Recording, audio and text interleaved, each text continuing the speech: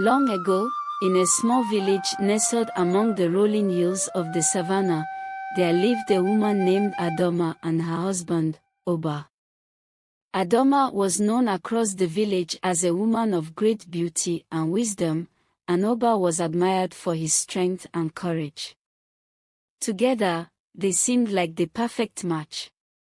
They shared laughter, hard work, and love in abundance, and their union was the envy of many.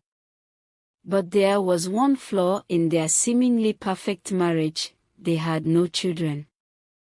For years, Oba and Adoma prayed to the gods, offered sacrifices at the village shrine, and sought the help of herbalists and diviners, yet their home remained silent, void of the joyful cries of a child.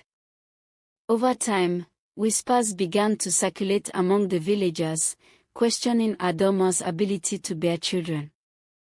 As the years rolled by, the pressure on Oba grew unbearable. His relatives, especially his mother, frequently reminded him of his duty to leave behind a legacy. Oba, his mother said one day, "The strength of a man is measured by the number of children who call him father. You are the head of this house, and you must ensure our lineage continues." Oba resisted at first, for he loved Adoma deeply. He could not imagine bringing another woman into their home or hurting the wife who had stood by him through thick and thin.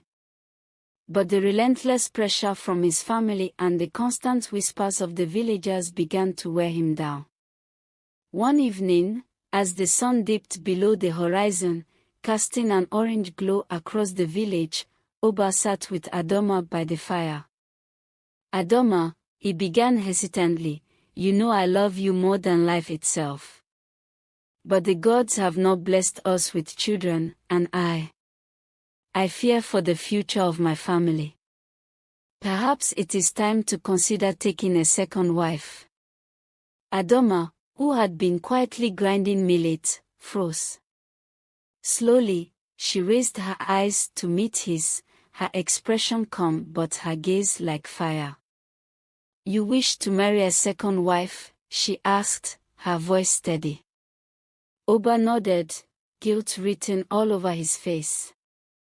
Adoma stood, dusted her hands, and fixed her husband with a piercing stare. "If you bring another woman into this home, you will die by my hand." Her words hung in the air like a dark cloud. Oba was stunned.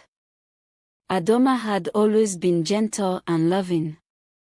He could not fathom her speaking such harsh words, let alone threatening his life. "Adoma," he said softly, "why would you say such a thing?" "Because our marriage is built on love and loyalty," she replied. "If you betray that, you will face the consequences." "This is my oath." Oba did not reply. He stared into the fire, the flames reflecting his inner turmoil. Despite Adoma's warning, the pressure from his family grew stronger. His mother threatened to disown him if he did not take a second wife. Reluctantly, and with great fear in his heart, Oba married a young woman named Nkem. Nkem was beautiful and kind, and she bore Oba a son within a year. The villagers celebrated the birth with great joy, but the atmosphere in Oba's household was tense. Adoma kept her distance from Nkem and the child, speaking only when necessary. Oba, haunted by Adoma's words, grew increasingly paranoid. He could not eat a meal she prepared without wondering if it was poisoned. He avoided her gaze, fearing he would see the promise of death in her eyes.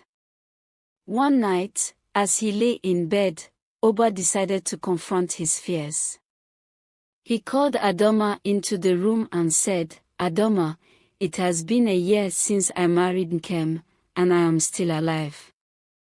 Were your words empty, or do you truly mean to harm me?" Adoma looked at him calmly and replied, "The gods are patient, Oba. They have not yet decided the time of your judgment. But mark my words, you will not escape. Over time, strange things began to happen. Crops that Oba planted withered before they could be harvested. His livestock fell ill and died. His wealth dwindled, and his health began to deteriorate. The villagers, noticing Oba's misfortune, whispered among themselves that he had offended the gods. Some suspected it was Adoma's doing, while others believed it was merely coincidence. One day, Boba Ojoro, the village priest, summoned Oba to the shrine. Oba, the priest said, the gods are angry with you. They demand to know why you have broken the sacred bond of loyalty in your marriage. Oba fell to his knees and wept. Boba, I did what I thought was right for my family. I did not mean to anger the gods. The gods have spoken, Boba Ojoro said. You must seek forgiveness from the wife you have wronged, or your suffering will continue. Oba returned home, weak and weary. He called Adoma to his side and knelt before her. Adoma, he said, his voice trembling, I have wronged you, and I have wronged the gods. Please forgive me. Teach me how to make things right. Adoma looked at her husband, her heart heavy with sorrow. She had never intended for things to go this far. She had only wanted him to honor their love and loyalty. I will forgive you, Oba, she said, but you must send Kem away and dedicate yourself to rebuilding what we have lost. Only then will the gods show mercy. Oba agreed, and the next day, he sent Nkem and her son to live with her family in a neighboring village. He and Adoma began the slow process of mending their relationship and restoring their home. As time passed, the misfortunes that had plagued Oba's household began to lift. His crops flourished, his livestock multiplied, and his health improved. The villagers, seeing the change, marveled at the power of Adoma's love and loyalty. One fateful evening, as the couple sat by the fire, Oba took Adoma's hand in his and said, You were right, Adoma. Love and loyalty are the foundation of a strong home. I vow never to betray you again. And so, the couple lived out the rest of their days in peace and harmony, their bond unbroken by the trials they had faced. The villagers told their story for generations, a cautionary tale about the power of loyalty, the danger of betrayal, and the enduring strength of love.